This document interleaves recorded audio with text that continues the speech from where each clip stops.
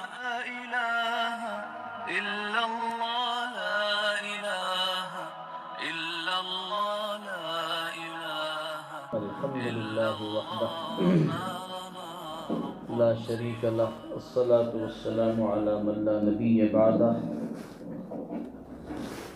لا رسالة بعد رسالتي ولا نبوة بعد نبوتي ولا كتاب بعد كتابي ولا أمة بعد أمتي ولا سنة بعد سنتي ولا عصمة بعد عصمتي ولا نبوة بعد نبوتي أما بعد فأعوذ بالله من الشيطان الرجيم بسم الله الرحمن الرحيم يا أيها الذين آمنوا ادخلوا في السلم كافة ولا تتبعوا خطوات الشيطان إنه لكم عدو مبين صدق الله العظيم اللهم رب اشرح لي صدري ويسر لي أمري واحلل عقدة من لساني يفقهوا قولي اللهم ربي زدني علما اللهم ربي زدني علما اللهم ربي زدني علما اللهم صل على سيدنا محمد وعلى آل سيدنا محمد أصحاب سيدنا محمد بارك وسلم عليهم مولا يا رب صل وسلم دائما أبدا على حبيبك خير الخلق كلهم قابل صد احترام بزرگوں اور دوستوں السلام علیکم ورحمۃ اللہ وبرکاتہ۔ جیسا کہ آپ حضرات جانتے ہیں 3 جمعوں سے ایک حدیث پر بات ہو رہی ہے۔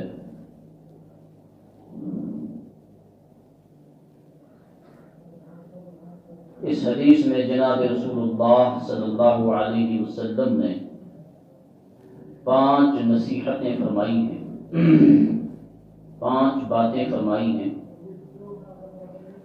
اور آقا مدنی علیہ الصلاۃ والتسلیم نے فرمایا کہ تم میں سے کون ہے جو ان کو یاد رکھے گا، ان پر خود بھی عمل کرے گا اور دوسروں کو بھی عمل کرنے کی ترغیب دے گا۔ تو مجمع میں موجود حضرت ابو ہریرہ رضی اللہ تعالی عنہ جو حدیث کے راوی ہیں نے عرض کیا لبیک یا رسول اللہ، میں ہوں یا رسول اللہ صلی اللہ علیہ وسلم جو ان کو یاد رکھوں گا، خود بھی عمل کروں گا اور دوسروں کو بھی عمل کرنے کی ترغیب دوں گا۔ تو ان 5 باتوں میں سے 3 پر گزشتہ 3 جمعوں پر بات ہوئی ہے۔ پہلی بات اتق المحارم تکن عبد الناس، حرام اور ناجائز چیزوں سے، حرام اور ناجائز کاموں سے، ممنوعات سے بچ جاؤ، تم لوگوں میں سب سے زیادہ عابد بن جاؤ گے۔ اتق المحارم تکن عبد الناس۔ دوسری بات جناب رسول اللہ صلی اللہ علیہ وسلم نے ارشاد فرمائی وَارْضَ بِمَا قَسَمَ اللَّهُ لَكَ تَكُنْ أَغْنَى النَّاسِ، اللہ تبارک و تعالی کے فیصلوں پر راضی ہو جاؤ، تَكُنْ أَغْنَى النَّاسِ، تم لوگوں میں سب سے زیادہ غنی بن جاؤ گے۔ تیسری بات جناب رسول اللہ صلی اللہ علیہ وسلم نے فرمائی وَأَحْسِنُ إِلَى جَارِكَ تَكُنْ مُسْلِمًا، اپنے پڑوسیوں کے ساتھ احسان کا معاملہ کرو، تَكُنْ مُسْلِمًا، تم مسلمان بن جاؤ گے۔ اور چوتھی بات جو آج آپ حضرات کی خدمت عالیہ میں کہنے جا رہا ہوں، جناب رسول اللہ صلی اللہ علیہ وسلم نے ارشاد فرمائی وَأَحِبَّ لِلنَّاسِ مَا تُحِبُّ لِنَفْسِكَ، وَأَحِبَّ لِلنَّاسِ مَا تُحِبُّ لِنَفْسِكَ، دوسروں کے لیے وہی پسند کرو جو اپنے لیے پسند کرتے ہو. دوسروں کے لیے وہی پسند کرو جو اپنے لیے پسند کرتے ہو. دراصل دین اسلام صرف عقائد اور عبادات کا نام نہیں ہے، بلکہ اس کے اندر اخلاقیات، معاملات، معاشرت، تب جا کر دین مکمل ہوتا ہے. اور معاشرت اور معاملات کا باب، معاملات کا ایک باب یہی ہے کہ تم دوسروں کے لیے وہی پسند کرو جو اپنے لیے پسند کرتے ہو. دراصل یہ ایک ایسا جملہ ہے، بہت جامع اور مانع حمدید جملہ ہے. اگر دیکھا جائے تو پورے دین کو اس کے اندر سمیٹ لیا ہے. اب یہ کیسے پرکھا جائے، اس کا معیار کیا ہے کہ آیا کہ میں وہی دوسروں کے لیے پسند کرتا ہوں جو مجھے اپنے لیے پسند ہے. اس کا معیار یہ حدیث ہے، وَأَحِبَّ لِلنَّاسِ مَا تُحِبُّ لِنَفْسِكَ، دوسروں کے لیے وہ وہی پسند کرو جو اپنے لیے پسند کرتے ہو. اب پتہ کیسے چلے گا؟ بس اس کا معیار یہی ہے کہ جس چیز سے مجھے محبت ہے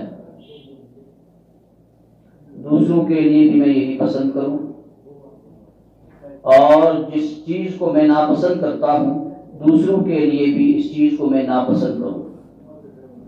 وَأَحِبَّ لِلنَّاسِ مَا تُحِبُّ لِنَفْسِكَ، دوسروں کے لیے وہی پسند کرو جو تم اپنے لیے پسند کرتے ہو. اب اس حدیث کو تھوڑا سا کھولتے ہیں اور اس معیار پر جاتے ہیں کہ آیا جو چیز مجھے پسند ہے دوسروں کے لیے بھی میں یہی چیز پسند کروں، اس چیز کا نام دین ہے. مثلا ایک آدمی، بلکہ دنیا کے اندر کوئی بھی آدمی نہیں چاہتا کہ مجھے تکلیف پہنچے، یہ اصل شخص کا کوئی نہیں چاہتا. گویا کہ تم اس بات کو پسند کرتے ہو کہ مجھے تکلیف نہ پہنچے. تم دوسروں کے لیے بھی یہی پسند کرو کہ ان کو بھی تکلیف نہ پہنچے آپ کے ذریعے سے. وَأَحِبَّ لِلنَّاسِ مَا تُحِبُّ لِنَفْسِكَ، دنیا میں ہر شخص چاہتا ہے میرا مکان اچھا ہو، میرا گھر اچھا ہو، تو دوسروں کے لیے بھی تم یہی پسند کرو. یہی جناب رسول اللہ صلی اللہ علیہ وسلم کی سنت ہے. دنیا کے اندر ہر ایک چاہتا ہے میرا لباس اچھا ہو، میرا رہن سہن اچھا ہو، میرا کھانا پینا اچھا ہو. تو تم دوسروں کے لیے بھی یہی پسند کرو، جو اپنے لیے لباس پسند کرتے ہو دوسروں کے لیے بھی یہی پسند کرو. ہر ایک چاہتا ہے میری گاڑی اچھی ہو، تو دوسروں کے لیے بھی وہی پسند کرو. ہر ایک چاہتا ہے کہ میں اچھی سیٹ پر بیٹھوں، میں اچھی جگہ بیٹھوں، تو دوسروں کے لیے بھی تم یہی پسند کرو. پھر دینے والی ذات اللہ تبارک و تعالیٰ کی ہے. ہر ایک چاہتا ہے کہ کوئی مجھے گالی نہ بکے، اسے تکلیف پہنچتی ہے تو تم بھی کسی کو گالی نہ دو. ہر ایک چاہتا ہے کہ میرا اہل و عیال، میرے بچے اچھے ہوں، تو تم دوسروں کے بچوں کے بارے میں بھی اچھا سوچو. وَأَحِبَّ لِلنَّاسِ مَا تُحِبُّ لِنَفْسِكَ، دوسروں کے لیے وہی پسند کرو جو تم اپنے لیے پسند کرتے ہو. تم بازار گئے، آپ کا ساتھی آپ کے ساتھ ہے. میں ایک چھوٹی سی مثال بتاتا ہوں. آپ دکان پہ چڑھے جوتا لینے کے لیے، آپ نے اچھا جوتا پہنا ہوا ہے. اپنے ساتھی کے لیے بھی وہی پسند کرو کہ میں یہ جوتا پسند کرتا ہوں، پھر آپ کی مرضی ہے لو یا نہ لو. لیکن ہمارے معاشرے کے اندر اس کا الٹا ہوتا ہے، الٹی گنتی ہمارے ہاں. جیسی چیز مجھے ویسی دوسرے کو نہیں ہونی چاہیے. جو لباس میں پہنتا ہوں خان صاحب کو ویسا نہیں ہونا چاہیے، نون صاحب کو ویسا نہیں ہونا چاہیے، میر صاحب کو ویسا نہیں ہونا چاہیے. کیوں؟ میں لوگوں میں الگ تھلگ نظر آؤں. یہ سنت نہیں ہے، یہ معیار نہیں ہے. ہر ایک چاہتا ہے میرا گھر اچھا ہو. اب دوسرے کے گھر میں جاؤ، وہ آپ سے مشورہ پوچھے کہ مجھے بھی مکان گھر بنانا تھا، آپ کہیں گے بہتر ہے میرے مکان سے کم اس کا ہو، اتنا بڑا نہ ہو، اتنا اچھا نہ ہو، اتنی فیسلٹیز نہ ہوں جو میرے گھر کے اندر ہیں. یہ دین نہیں ہے. جناب رسول اللہ صلی اللہ علیہ وسلم نے فرمایا وَأَحِبَّ لِلنَّاسِ مَا تُحِبُّ لِنَفْسِكَ، دوسروں کے لیے وہی پسند کرو جو تم اپنے لیے پسند کرتے ہو. تمہیں گالی گلوچ سے، غیبت سے نفرت ہے. کوئی نہیں چاہتا کہ میری کوئی غیبت کرے، مجھے کوئی گالی بکے. تو تم بھی دوسروں کے خلاف زبان درازی مت کرو، دوسروں کی غیبت مت کرو، دوسروں پر بہتان مت تراشو. وَأَحِبَّ لِلنَّاسِ مَا تُحِبُّ لِنَفْسِكَ، دوسروں کے لیے وہی پسند کرو جو تم اپنے لیے پسند کرتے ہو. یہ ایک معیار بتا دیا جناب رسول اللہ صلی اللہ علیہ وسلم نے. اور ہمارے اکابر کے اندر بھی یہ رہا ہے. ہمارے اکابرین علماء دیوبند کا بھی ایسا مزاج رہا ہے. صحابہ میں سے ایک صحابی کا واقعہ عرض کرتا ہوں. تم ہر ایک کو پسند کرو تمہیں اللہ پسند کرے گا. ایک بزرگ فرماتے ہیں کہ اللہ تعالیٰ فرماتا ہے اگر تم مجھ سے محبت کرتے ہو، میری مخلوق سے تم محبت کرو، میں تمہیں اپنا بنا دوں گا. اگر تم مجھ سے محبت کرنا چاہتے ہو تو میری مخلوق سے محبت کرو. میں ایک صحابی کا واقعہ عرض کرنے جا رہا تھا. جناب رسول اللہ صلی اللہ علیہ وسلم کا مزاج یہ تھا. آپ کے صحابہ کرام رضوان اللہ تعالی علیہم اجمعین ہر ایک یہ سوچتا تھا کہ حضور سب سے زیادہ مجھ سے محبت کرتے ہیں. یہ حضور سے مزاج، جس طرح ہم میں سے کوئی ایسا آدمی ہو اس کے ایسے اخلاق ہو کہ ہر شخص ملنے والا اس سے یہ گمان کرے، یہ سوچے کہ یہ سب سے زیادہ مجھ سے محبت رکھتا ہے. تو یہی صحابہ کا بھی مزاج تھا. اور یہ صحابی عمر بن العاص رضی اللہ تعالی عنہ کافی دیر سے مسلمان ہوئے، کافی بعد میں مسلمان ہوئے. ایک مرتبہ جناب رسول اللہ صلی اللہ علیہ وسلم کی خدمت اقدس میں حاضر ہوئے اور اس کا یہ گمان تھا کہ حضور سب سے زیادہ مجھ سے محبت کرتے ہیں. یہ حضور کا مزاج تھا. اس طرح معاشرے میں اٹھتے بیٹھتے تھے، یہ آپ کے اخلاق تھے. اس صحابی نے عرض کی یا رسول اللہ صلی اللہ علیہ وسلم، آپ سب سے زیادہ کس سے محبت رکھتے ہیں؟ امس کے حوصلہ ہے شاید بھی سے محبت تھاوان جناب رسول اللہ صلی اللہ علیہ وسلم توے قریب سوال. اور اس کو گمان تھا کہ اس طرح حضور اس انداز میں اس کے ساتھ گفتگو کرتے تھے ہر ایک کے ساتھ. اور حضور کا ایک مزاج تھا، حضور صلی اللہ علیہ وسلم سے کوئی مسافہ کرتا تو حضور تب تک اس کا ہاتھ نہیں چھوڑتے جب تک وہ اپنا ہاتھ خود چھڑا لے. اور جس سے گفتگو کرتے دوسری طرف نہیں مڑتے تھے. حضور کا مزاج تھا اور یہی حضور کی سنت بھی ہے. اس صحابی نے عرض کی یا رسول اللہ صلی اللہ علیہ وآلہ وسلم، آپ کو سب سے زیادہ صحابہ میں سے کس کے ساتھ محبت ہے؟ اس نے سوچا ابھی حضور فرمائیں گے عمر بن عاص سے. حضور نے فرمایا ابو بکر صدیق رضی اللہ تعالی عنہ سے. تو اس سے پیارا ہو بھی کون سکتا ہے؟ یار غار صدیق اکبر، جس کو صداقت کا لقب خود رب کائنات نے. تو حضور نے فرمایا کہ صدیق اکبر رضی اللہ تعالی عنہ.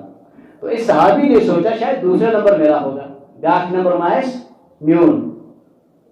دوسرا سوال کیا اس نے یا رسول اللہ صلی اللہ علیہ وسلم، صدیق اکبر کے بعد سب سے زیادہ محبوب آپ کو کون ہے؟ اس کے حوصلہ ہے وہی میں تجھوں. حضور نے فرمایا فاروق اعظم رضی اللہ تعالی عنہ. کیا فرمایا؟ فاروق اعظم. تو اس صحابی اب تھوڑا ڈر سے گئے کہ پتہ نہیں اب میرا کون سا نمبر آئے گا، تیسرا آئے گا، چوتھا، پانچواں. پھر سوال ہی نہیں کیا. پھر سوال ہی نہیں کیا. کہنے کا مقصد یہ ہے, حدیث کا لبی لباب یہ ہے کہ اس طرح معاشرے میں اٹھے بیٹھے انسان کے ہر ایک کو یہ لگے کہ یہ سب سے زیادہ مجھ سے محبت رکھتا ہے. یہ انسان کا مزاج ہونا چاہیے. اور یہ جناب رسول اللہ صلی اللہ علیہ وسلم کی سنت بھی ہے. یہ مزاج, اس طرح معاشرے میں اٹھنا بیٹھنا, اخلاقیات, معاشرت, معاملات اس طرح کرے کہ اگلے کو یہ لگے یار سب سے زیادہ شاید اس کو میں ہی محبوب ہوں, میں ہی پیارا ہوں. یہ ہے نبی کی سنت. تو اسی کو کہا دنیا کے تمام جھگڑے, تمام فسادات یہاں ختم ہو جاتے ہیں اگر انسان اس مزاج, یہ مزاج بنائے. وَأَحِبَّ لِلنَّاسِ مَا تُحِبُّ لِنَفْسِكَ. دین کا ایک بہت بڑا باب, دین کا ایک بہت بڑا مسئلہ حل ہو جاتا ہے یہاں پر. بالکل اجازت ہے, چلنے کا معاملہ ہے. اگر انسان کی سوچ یہ بن جائے دوسروں کے لیے وہی پسند کرے جو اپنے لیے پسند کرتا ہے. یہ 5 خطر پسند چکرا یہ کرو لیکن باقی خطر پسند, کوئی جھگڑا نہیں, کوئی فساد نہیں, کوئی فتنہ نہیں ہوگا, کبھی نہیں ہوگا, اور زندگی خوشحال زندگی گزرے گی. کیونکہ کوئی نہیں یہ چاہتا کہ میرے ساتھ برا ہو, اسی لیے تم بھی مت چاہو کہ دوسرے کے ساتھ تم برا کرو. وَأَحِبَّ لِلنَّاسِ مَا تُحِبُّ لِنَفْسِكَ. یہ چوتھی بات جناب رسول اللہ صلی اللہ علیہ وسلم نے فرمائی کہ دوسروں کے لیے وہی پسند کرو جو تم اپنے لیے پسند کرتے ہو. تو چوتھی چیز بتائی. پانچویں جناب رسول اللہ صلی اللہ علیہ وسلم نے وَلَا تُكْثِرِ الضَّحِكَ فَإِنَّ كَثْرَةَ الضَّحِكِ تُمِيتُ الْقَلْبَ. پانچویں بات. اور اسی کے ساتھ ہی یہ حدیث آج انشاءاللہ اختتام کو پہنچتی ہے. بات میری اس پر ختم ہو جائے گی. وَلَا تُكْثِرِ الضَّحِكَ فَإِنَّ كَثْرَةَ الضَّحِكِ تُمِيتُ الْقَلْبَ. زور سے مت ہنسا کرو, تہہ لگا کر مت ہنسا کرو. تہہ لگا کر ہنسنا, دل اس طرح ہنسنے سے دل مردہ ہو جاتے ہیں. جناب رسول اللہ صلی اللہ علیہ وسلم کی سنت ہے کہ آپ کبھی بھی تہہ لگا کر نہیں ہنسے, مسکراتے تھے. مسکراہٹ اچھی چیز ہے اور مزاج اور مذاق بھی کرتے تھے, لیکن تہہ لگا کر, اس سے ہنسنے سے کیا, وَلَا تُكْثِرِ الضَّحِكَ فَإِنَّ كَثْرَةَ الضَّحِكِ تُمِيتُ الْقَلْبَ. ہم کبھی اس طرح ہنستے ہیں اللہ بھی بھول جاتا ہے, سب کچھ ہمیں بھول جاتا ہے, اتنے دنیا میں مگن ہو جاتے ہیں خوشیوں کے اندر. تو کہا اس طرح مت ہنسو, اس طرح ہنسنے سے دل مردہ ہو جاتے ہیں, دل مر جاتے ہیں. وَلَا تُكْثِرِ الضَّحِكَ فَإِنَّ كَثْرَةَ الضَّحِكِ تُمِيتُ الْقَلْبَ. دل مر جاتے ہیں. تہہ لگا کر ہنسنا, کہا سمجھتے ہیں, ٹھا کر کے ہنسنا جس کو ہم کہتے ہیں. تو اس سے منع فرمایا جناب رسول اللہ صلی اللہ علیہ وسلم نے. اور آپ کی پیاری سنت ہے, آپ کبھی اس طرح نہیں ہنسے, مسکراتے تھے, مزاج اور مذاق بھی کرتے تھے, لیکن اس طرح نہیں ہنسا کرتے تھے. یہ 5 باتیں جناب رسول اللہ صلی اللہ علیہ وسلم نے ایک موقع پر ارشاد فرمائی, جو میں نے آپ حضرات کی خدمت عالیہ میں عرض کی ہے گزشتہ 3 جمعوں میں. اور آج 2 باتیں. اللہ تبارک و تعالی آپ کو بھی مجھے بھی کہنے اور سننے سے زیادہ عمل کرنے کی توفیق عطا فرمائے. ربنا اننا آمنا فاغفر لنا ذنوبنا واسرافنا في امرنا وثبت اقدامنا وانصرنا على القوم الكافرين. سبحان ربك رب العزة عما يصفون وسلام على